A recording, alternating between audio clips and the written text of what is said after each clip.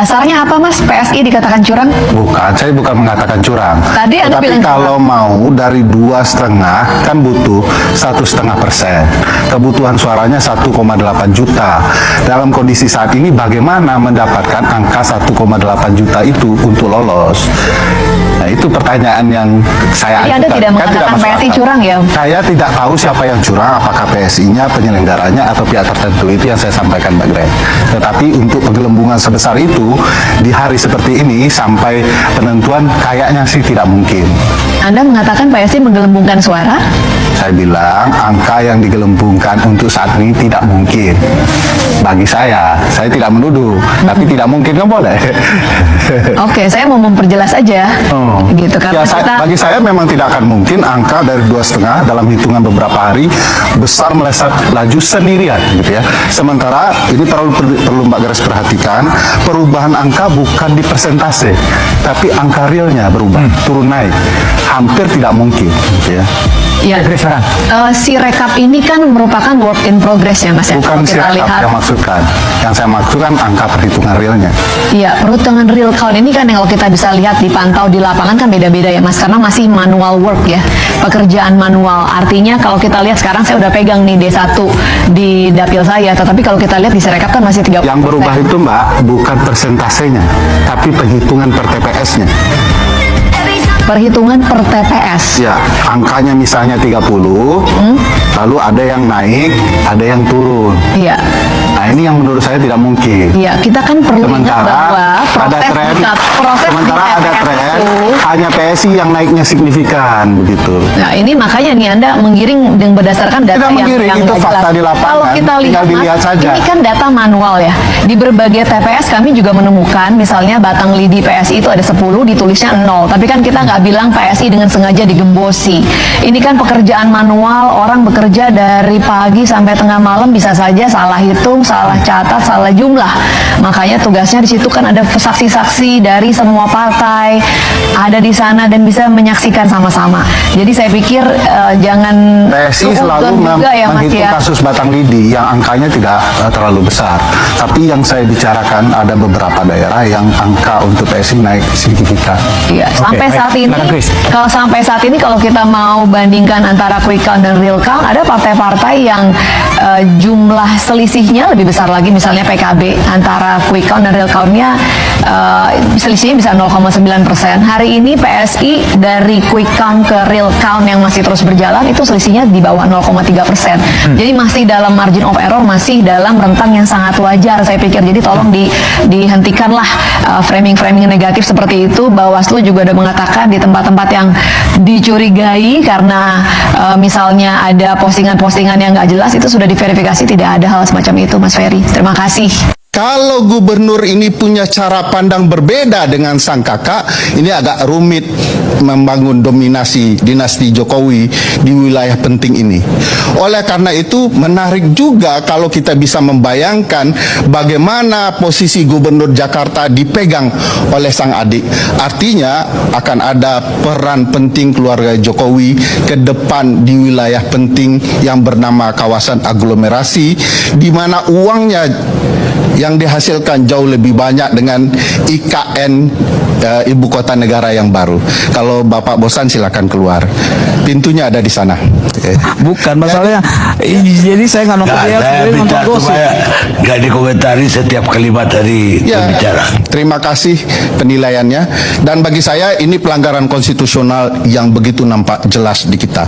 Ini peristiwa berulang untuk menumbuhkan satu keluarga saja. Dan bagi saya ya pelanggaran konstitusi ini. Oke, halo teman-teman, kembali lagi bersama saya di channel ini. Salam NKRI harga mati. Teman-teman, dalam video ini kita diperlihatkan sebuah cuplikan video yang begitu luar biasa. Ada Mbak Grace yang mewakilkan Partai Solidaritas Indonesia. Ada juga pengamat-pengamat politik yang lain seperti Ferry Amsari dan beberapa pengamat politik yang lain. Nah, kita melihat kedatangan Mbak Grace di sini ya. Tidak hanya membawakan nama PSI dan tidak hanya membela PSI, tetapi ada nama besar yang ia bela di sana, yaitu Joko Widodo. Karena ketum mereka Kaisang adalah putra dari seorang Jokowi. Nah, ketika Ferry Amsari menyampaikan bahwa Jokowi ini memperlakukan segala sesuatu ketidaknetralan terjadi dalam setiap pilkada di 2024 ini, nah maupun pilpres. Nah, Mbak Grace tidak berterima akan hal ini. Dia tidak mau bapak dari pemimpin partai mereka dihina seperti itu ataupun dikatakan seperti itu.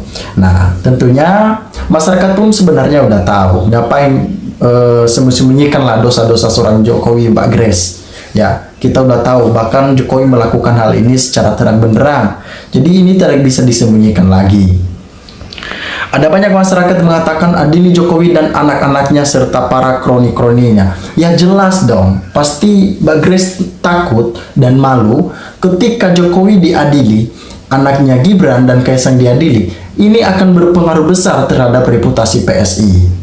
Yang walaupun sekarang juga PSI tidak lolos ke Senayan karena suara yang makin minim begitu. Apalagi karena dipimpin oleh Kaisang makin tenggelam, makin nyusup adanya nantinya. Ya. Mantap Pak Ferry Amsari, tidak ada partai yang baru 3 hari jadi kader partai langsung diangkat jadi ketua partai. Siapa itu partai PSI? Karena Kaisang anak penguasa, seandainya bukan anak penguasa tidak mungkin langsung jadi ketua partai. Ya, memang benar. Kaisang pada saat itu dilantik sebagai anggota Partai Solidaritas Indonesia. Ya, itu cuman berjelang beberapa hari udah diangkat aja jadi ketum. Ada apa sih sebenarnya? Ini mau nebeng buat menaikkan pamor ataupun kredibilitas dari PSI karena Kaisang anak presiden? Tidak bro, tidak sis. Karena masyarakat udah pada pintar-pintar, tidak dungu akan hal ini. Mereka tahu mana yang elok untuk dipilih sebagai partai yang pro kepada masyarakat. Memang kita melihat visi misi dari setiap partai PSI ini, mereka lebih mengutamakan anak muda, mereka lebih mengutamakan pekerjaan-pekerjaan yang memang itu ala-ala milenial begitu. Tetapi kita tidak bisa berbohong dengan sebuah kesalahan, dengan sebuah rekam jejak. Apa yang telah dilakukan oleh Jokowi ya kepada anak-anaknya itu ya sangat luar biasa. Hak-hak istimewa yang dilakukan di negara kita ini sangat luar biasa. Jadi kalau ada anak muda ataupun orang-orang yang berlatar belakang mungkin bukan penguasa, pengusaha dan terkenal, mungkin dia tidak akan diperlakukan seperti Kaisang begitu. Ini karena anak Jokowi aja. Jadi inilah yang dikomentari oleh seorang pengamat politik tata negara, yaitu Ferry Amsari. Ya, partainya nebeng sama penguasa, ketuanya nebeng sama teman ke luar negeri. Ya, ini jet pribadi juga ini ya. Bahaya kalau perempuan kayak gini jadi pemimpin, hancur minah. Yang penting kita sudah tahu watak perempuan ini ya. Jadi kedepannya ada program-program pun kita udah tahu. Kita tidak bingung lagi, kita tidak pertanyakan lagi, kita tidak bimbang mau mengarah kemana. Kita udah tahu, pasti kita blacklist orang-orang seperti ini ya, yang masih cinta kepada ke jalan yang sulit untuk dipercaya masyarakat. Dulu kita kenal PSI ini ketika muncul, kita kenal partai baru yang memang murni, tidak ada kotor-kotornya, tidak ada yang namanya munafik-munafiknya. Tetapi apa yang kita lihat saat ini, PSI mulai melakukan cara-cara apa yang pernah dilakukan oleh partai-partai lain, sehingga kepercayaan masyarakat terhadap PSI itu udah hilang, ya, udah hilang. Mereka mau mencari sebuah ketenaran ternyata. Ya artinya kalau udah tenar, mereka melupakan dong rakyat kecil. Nah, hal ini menjadi perhatian khusus bagi Partai Solidaritas Indonesia supaya lebih berhati-hati dan giat untuk lebih mengevaluasi lagi lah internal partai supaya lebih bagus lagi ke depannya dalam menjalankan roda demokrasi ini. Oke teman-teman, kembali lagi bersama saya di channel ini. Salam NKRI harga mati. Pada kesempatan ini teman-teman, saya menyampaikan sebuah berita baru yang sangat menarik sesuai dengan cuplikan video yang baru saja kita melihat bersama di semua wacana-wacana baru yang dihadiri oleh pengamat-pengamat politik nasional termasuk dari Partai Solidaritas Indonesia. Terkait dengan hal ini teman-teman, Ferry menyampaikan kritikan terhadap proses rekapitulasi hasil pemilihan umum tahun 2024. Ferry menyampaikan bahwa ada dugaan kenaikan suara PSI pada tahap rekapitulasi perlu dijelaskan secara umum. Ia mengatakan bahwa jika benar terjadi penggelembungan suara, hal itu tidak hanya berdampak pada PSI, tetapi juga berpotensi mengalihkan perhatian publik dari isu yang lebih luas mengenai dugaan kecurangan pemilu dan wacana hak angket DPR. Kemudian Ferry juga berpendapat bahwa setiap perubahan perolehan suara harus dapat bertanggungjawabkan dengan data dan proses yang terbuka agar kepercayaan publik terhadap hasil pemilu tetap terjaga. Di sisi lain teman-teman, Ferry juga menyampaikan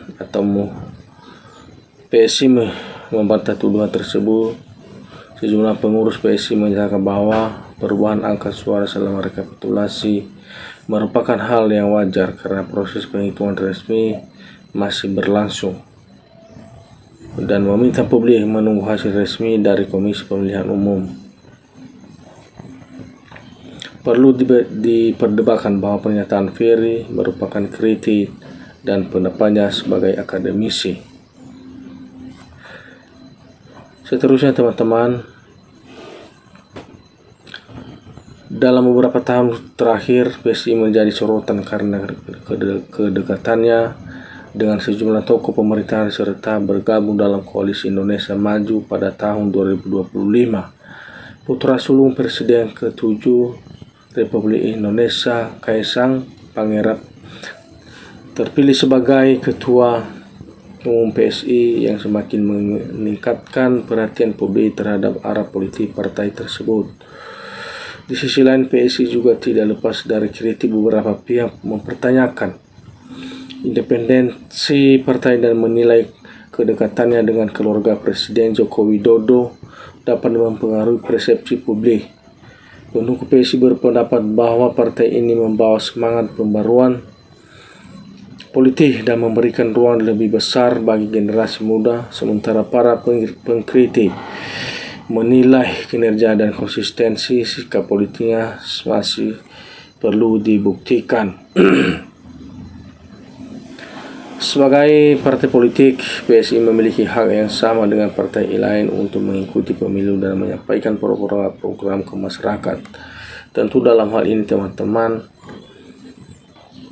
sejak berdirinya partai PSI ini banyak juga menjadi perhatian publik, di mana teman-teman menyampaikan juga di sini kayaknya PSI nggak usah dibahas lagi, rasanya sudah selesai setelah selesai Jokowi. Kalau seandainya Sri Mulyono tidak memaksakan hanya menjadi wakil dan tidak ikut-ikut cawe, mungkin masyarakat tidak seribut ini. Seterusnya disampaikan juga di sini teman-teman, PSI binasa, hancur, luluh sesuai hukum Allah. Sejalan lengserkan pengkhianat partai yang serakah. Kasihan PSI dulu partai yang konsisten, pilihan rakyat ke depan, gembos. Kemudian disampaikan juga di sini teman-teman, PSI mending bubar daripada ngabisin dana buat pemilu jauh dari menang. Dari dulu PSI ini nggak pernah ada gunanya bagi masyarakat. Gibran jadi Wapres dan Kaisang bisa jadi ketua partai dalam waktu 2 hari saja, bukan karena mereka anak Jokowi, tapi mereka anak penguasa yang menyalahgunakan kekuasaan. Keluarga Jokowi adalah keluarga kere mengunggah bale yang tak tahu diri dan menjijikan. Inilah ternah Jokowi, partai ngusep, ke depan juga karam. Logikanya siapa yang mau pilih partai yang tidak memiliki figur tokoh rakyat cerdas tahu kebenaran? Tentu teman-teman, penyampaian teman-teman di sini tentu kalau kita nilai bersama wajar-wajar saja, karena ada kekesalan-kekesalan dari partai PSI ini karena mempengaruhi atau menjadi suatu perhatian publik di dalam partai PSI tersebut, karena mereka menilai bahwa yang menjadi ketua partai tersebut tidak lain dengan partai anaknya Jokowi, atau itulah partai PSI ini ketua umum dari anaknya Jokowi. Makanya dalam hal ini teman-teman menjadi suatu perhatian publik dalam partai PSI tersebut. Orang bersalah ditutup dengan rapiah, pakai emas, partai tercium seperti bangkai yang dibungkus emas. Disampaikan juga di sini teman-teman, sayang kemitaran seorang dipakai buat manipulasi kebohongan. Buat apa kuliah mahal kalau hanya buat menipu rakyat? Gajah mati meninggalkan gading, Pinocchio mati ditinggalkan belang dan KKN. Beberapa teman-teman penyampaian di sini mungkin mereka menyampaikan komentar atau pendapat mereka di sini. Tentu teman-teman, beberapa kekesalan mereka terhadap partai PSI ini karena mereka merasa berdampak pada partai-partai lainnya. Mereka juga menyampaikan di sini teman-teman, tolong realistik saja, jangan perlu emosi, tapi berdasarkan data dan fakta. Tapi PSI tetap mengandalkan Jokowi dan keluarga lebih baik. Lupakan saja ekstensi negatif sudah mulai berkembang, tidak terkendali dengan resistensi negatif meningkat. Mudah-mudahan Bapak Ferry Amsari keluarga sehat-sehat selalu, adil keluarga dan koroninya. Tentu dalam hal ini teman-teman kita apresiasi juga kepada Bang Ferry Amsari karena ia tak henti-henti menelusuri hal ini, di mana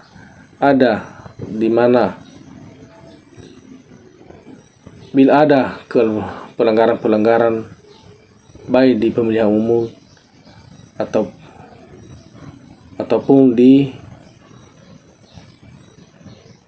sisi-sisi lainnya, Bang Ferry ini tidak pernah berhenti mengungkapkan yang menjadi suatu pelanggaran di negara kita ini. Tentu teman-teman, itu aja dulu dari kami. Kalau ada teman-teman yang menambah lagi di komentar ini, silakan cantumkan di kolom komentar di bawah ini, biar kita saling support dan saling membagi informasi. Salam NKRI harga mati.